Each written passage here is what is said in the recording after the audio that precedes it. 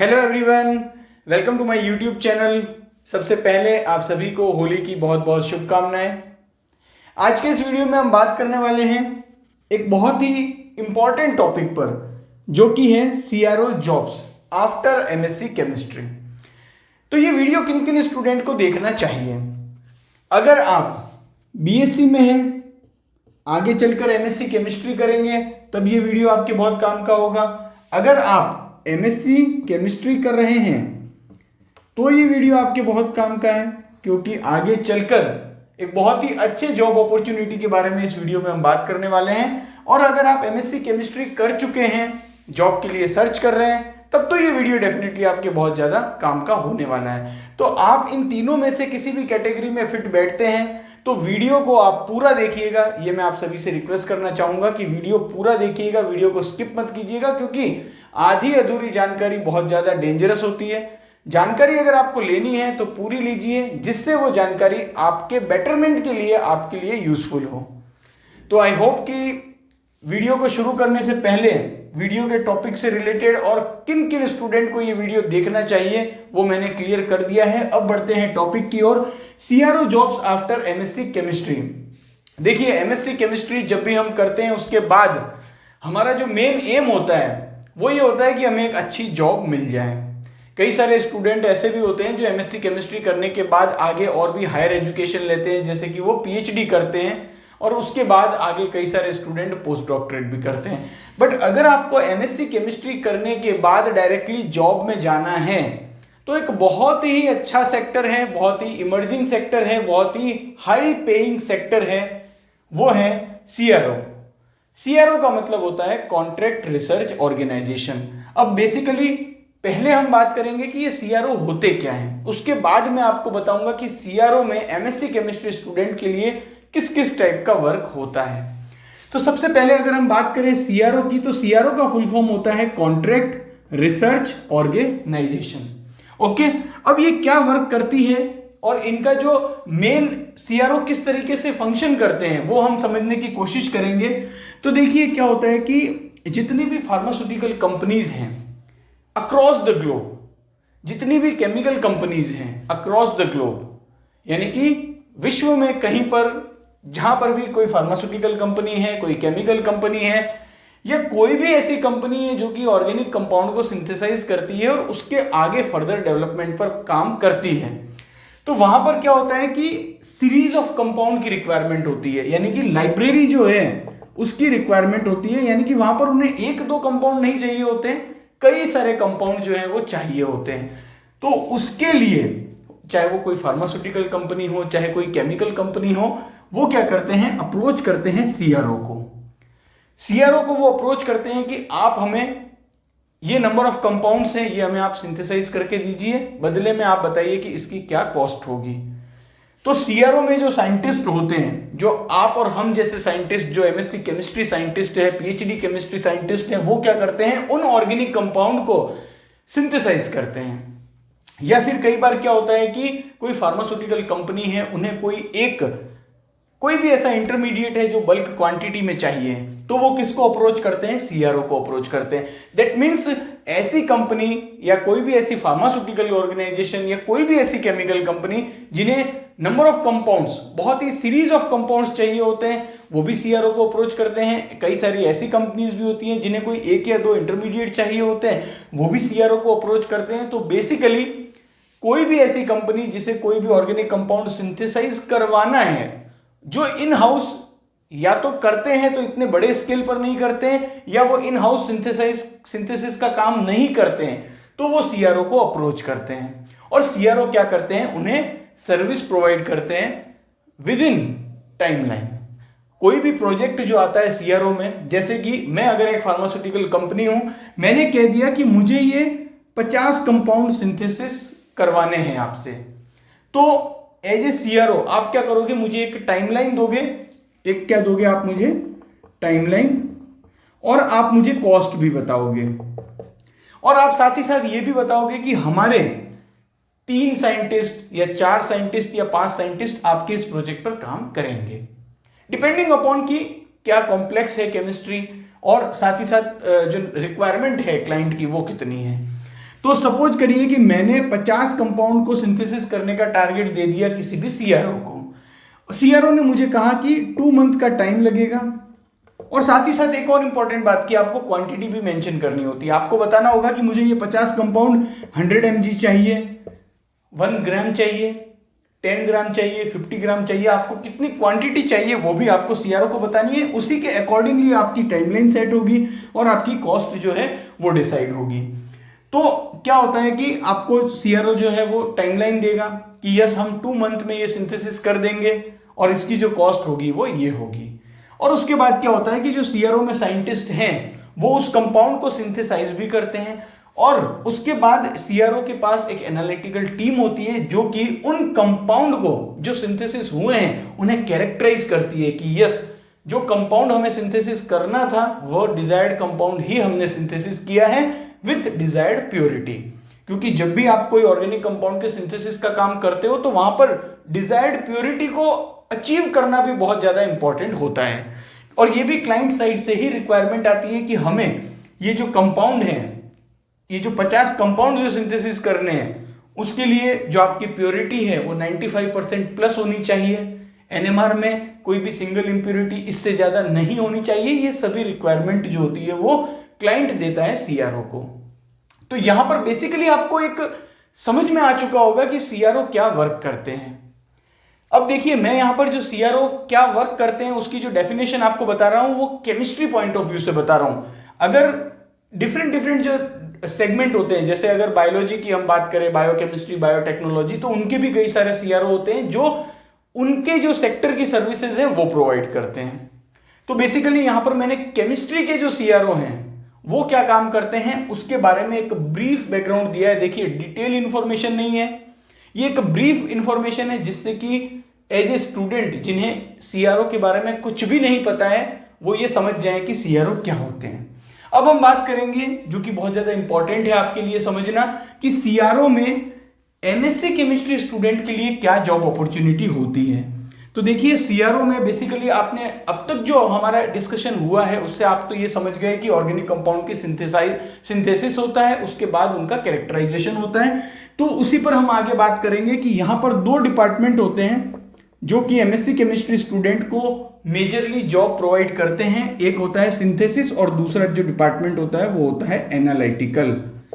ये 2 डिपार्टमेंट होते हैं जहां पर मेजरली आप देखेंगे MSc chemistry fresher as well as experience candidate के लिए जॉब अपॉर्चुनिटी आती है। अब जो सिंथेसिस डिपार्टमेंट होता है वहां पर अगर आप as a MSc chemistry fresher student recruit होते हैं तो हो सकता है कि आपके पास जो सिंथेसिस का वर्क आएगा उसमें आपको 100 mg या 50 mg, mg means milligram, I hope आप जानते होंगे बट जस्ट मैं बता रहा हूं।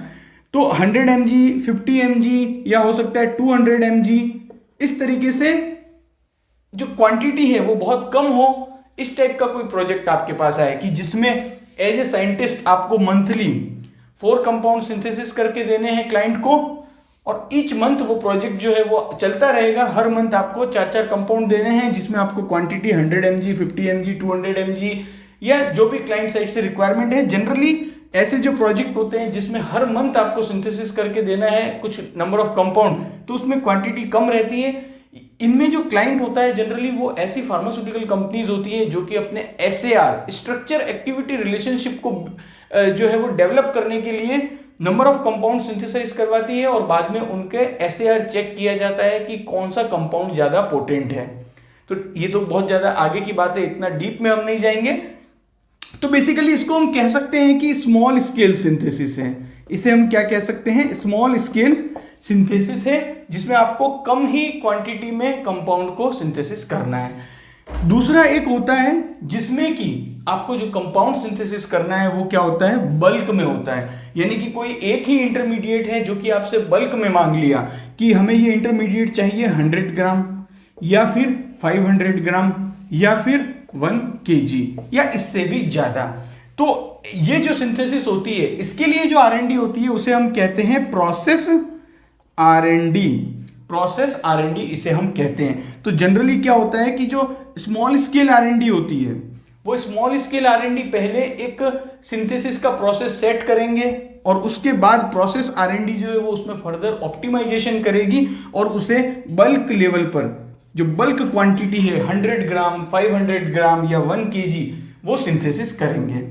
तो यहाँ पर जो रिक्रूटमेंट होता है वो जनरली एमएससी ऑर्गेनिक केमिस्ट्री के जो स्टूडेंट होते हैं उन्हें ज़्यादा रिक्रूट किया जाता है, क्योंकि जो भी ऑर्गेनिक कंपाउंड की सिंथेसिस होगी उसमें एमएससी ऑर्गेनिक केमिस्ट्री के जो स्टूडेंट होते हैं उनका स्पेशलाइजेशन होता है ऑर्गेनिक केमिस्ट्री, या फिर जो एमएससी जिन्होंने मेडिसिनल केमिस्ट्री से किया है, एम फार्मा किया है मेडिसिनल केमिस्ट्री से, या जिन्होंने हेट्रोसाइक्लिक केमिस्ट्री पढ़ी है, तो बेसिकली जिन्होंने भी सिंथेसिस से रिलेटेड, जो ऑर्गेनिक कंपाउंड के सिंथेसिस से रिलेटेड स्टडी किया है, उन्हें ज़्यादा प्रीफर किया जाता है सिंथेसिस डिपार्टमेंट में।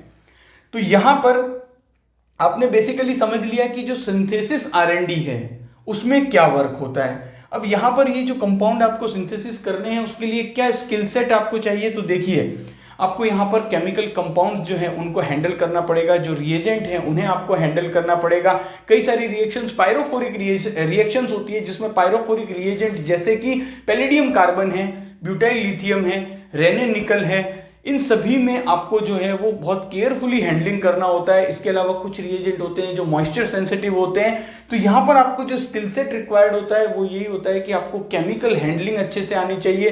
किसी भी पायरोफोरिक रिएजेंट को कैसे क्विंच करना है वो आपको अच्छे से आना चाहिए, और साथ ही साथ आपकी ऑर्गेनिक केमिस्ट्री पर अच्छी कमांड होनी चाहिए, जिससे आप रिएक्शन मैकेनिज्म को समझ सको कि कोई रिएक्शन अगर वर्क नहीं कर रही है तो क्यों नहीं कर रही है, उस रिएक्शन में कोई इंप्योरिटी ज़्यादा बन रही है तो क्यों बन रही है, उस रिएक्शन को कैसे कंट्रोल किया जा सकता है, कैसे उस रिएक्शन की जो इंप्योरिटी बन रही है उसे हम रिड्यूस कर सकते हैं, कैसे उस रिएक्शन की यील्ड को हम बढ़ा सकते हैं, कैसे हम उस रिएक्शन में जो फाइनल प्रोडक्ट बन रहा है उसे बिना किसी भी कॉलम क्रोमेटोग्राफी के हम प्योर कर सकते हैं। इस तरह के तमाम स्किल सेट रिक्वायर्ड रहते हैं जब आप सिंथेसिस R&D में वर्क करते हैं।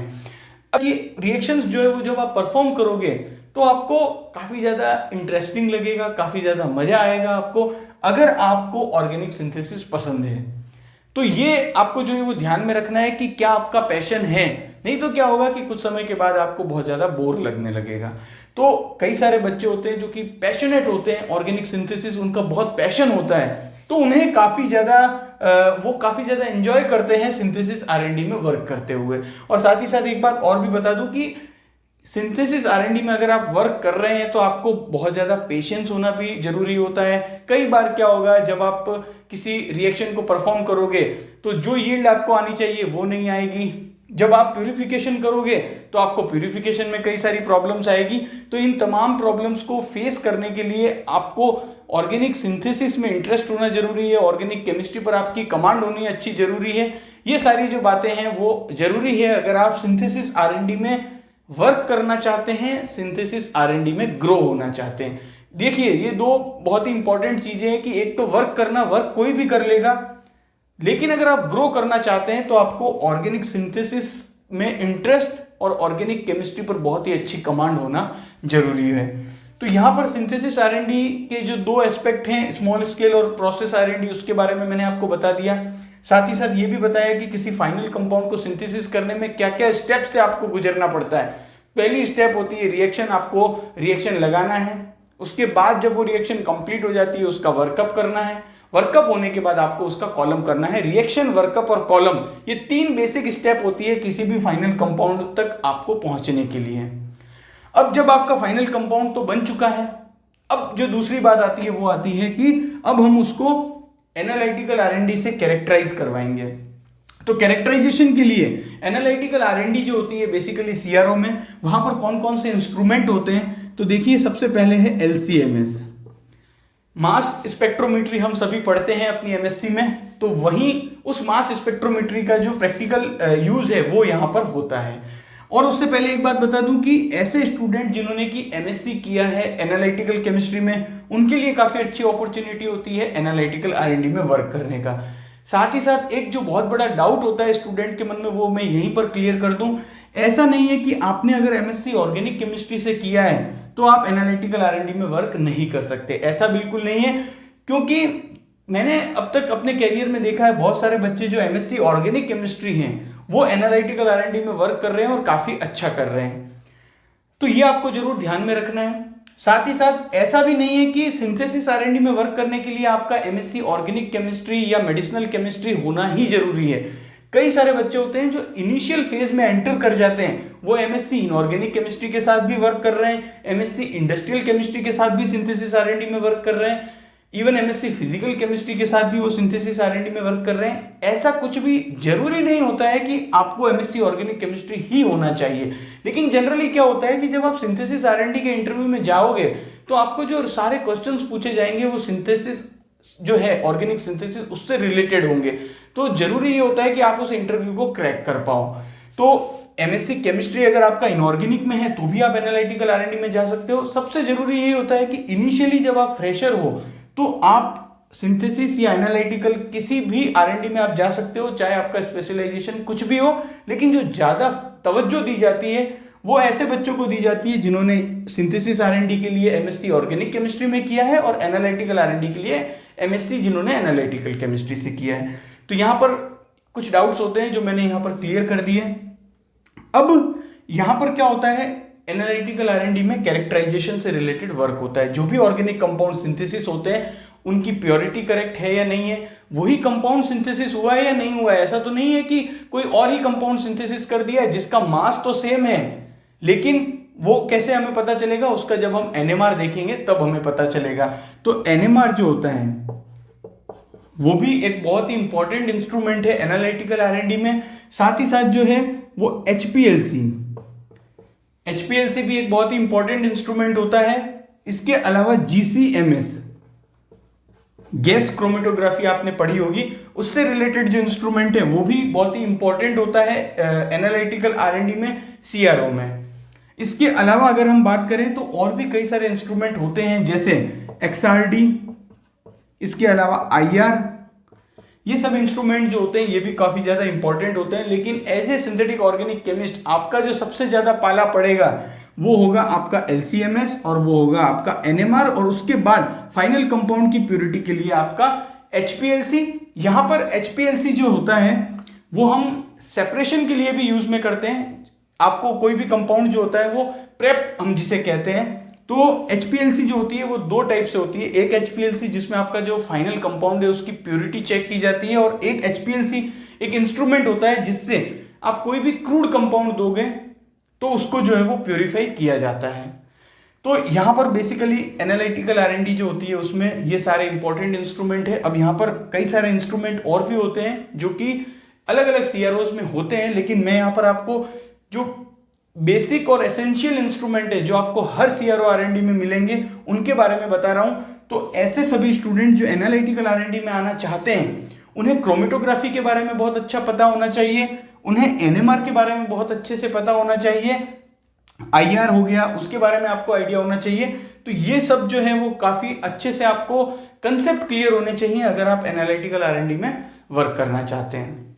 इसके अलावा भी और आगे मैं कुछ डिटेल वीडियो लेकर आऊंगा जिसमें और भी कौन कौन से इंस्ट्रूमेंट हैं जो कि सीआरओ में यूज होते हैं एनालिटिकल आरएनडी में, उसके बारे में आपको बताऊंगा। बट ये कुछ ऐसे बेसिक इंस्ट्रूमेंट है जो आपको हर सीआरओ की एनालिटिकल आरएनडी में जरूर मिलेंगे। और साथ ही साथ और भी कोई भी आप कंपनी की एनालिटिकल आरएनडी अगर देखोगे तो वहां पर आपको ये इंस्ट्रूमेंट जरूर मिलेंगे। तो यहाँ पर सिंथेसिस और एनालिटिकल ये दो डिपार्टमेंट होते हैं जिसमें कि एमएससी केमिस्ट्री के स्टूडेंट के लिए बहुत सारी अपॉर्चुनिटी होती है, और सीआरओ काफी अच्छा पे इन पर्क्स देता है एमएससी केमिस्ट्री स्टूडेंट को अगर हम कंपेयर करें दूसरी इंडस्ट्रीज जो कि एमएससी केमिस्ट्री को रिक्रूट करती है उनसे। साथ ही साथ सीआरओ इंडस्ट्रीज मोस्टली इंडिया की जो टॉप सिटीज हैं जैसे कि दिल्ली है, इसके अलावा गुड़गांव है, बेंगलोर है, हैदराबाद है, इनमें है। तो जो आपको 5 डे वीक वाला कल्चर है वो भी इनमें मिलता है। तो काफी अच्छी अपॉर्चुनिटी है। और आप में से कई सारे स्टूडेंट जिन्हें नहीं पता होगा सीआरओ के बारे में बिल्कुल भी, तो उनके लिए ये काफी ज्यादा इंटरेस्टिंग, काफी ज्यादा यूजफुल इंफॉर्मेशन रहेगी। आई होप इस वीडियो से आपको काफी ज्यादा इंफॉर्मेशन मिली होगी, और मैं ये भी जानता हूं कि आपके मन में कई सारे डाउट्स भी आ रहे होंगे। तो इस वीडियो को सबसे पहले तो आप अपने एमएससी केमिस्ट्री फ्रेंड्स के साथ शेयर जरूर कीजिएगा, और जो भी डाउट्स आपके मन में हैं वो आप नीचे कमेंट बॉक्स में कमेंट कर सकते हैं। मैं कोशिश करूंगा कि आपके हर कमेंट का रिप्लाई कर सकूं। वीडियो को पूरा अंत तक यहां तक अगर आप देख चुके हैं तो एक लाइक जरूर कर दीजिएगा अगर अभी तक आपने नहीं किया है। Thank you for watching this video.